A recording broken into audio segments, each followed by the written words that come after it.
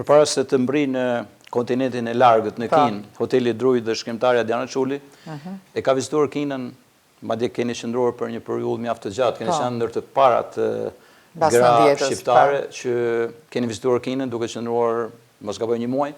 Po, kjo ka ndodhur në vitin 1996, me thënë gati 30 vjetë për para, ta shti bëjmë 30 vjetorin, me rastin e konferencës botërore të grave, që zhvillojnë në Pekin. Kjo ishte një ngjarje botërore, edhe për vetë Kinën që bënte këtë pritje, dhe aty erdhi dhe Hillary Clinton, që në atë kohë ishte First Lady, dhe pjesëmarrja e saj ishte shumë e veçantë, sepse për herë të parë në fjalimin e saj, për herë të parë ajo tha shprehjen që më vonë u bë historike dhe ndryshoi historinë e lëvizjes së gruas, që të drejtat e grave janë të drejta njeriu.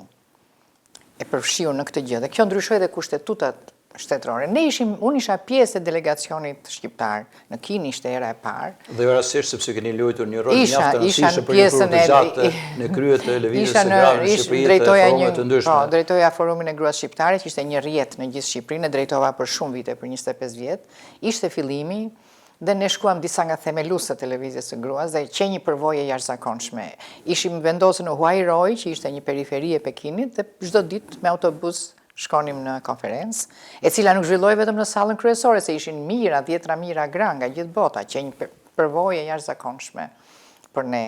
Ajo, dhe kemi parë Pekinin, kemi flisni me kinezet, me të huajat që ishin aty, për ne zhvilloheshin dhe konceptet, shikonim dhe Kinën, të cilën e njihnim tjetërsoj nga koha, kur kishim pasur dhe miqësinë dikur të sistemit ton me ta.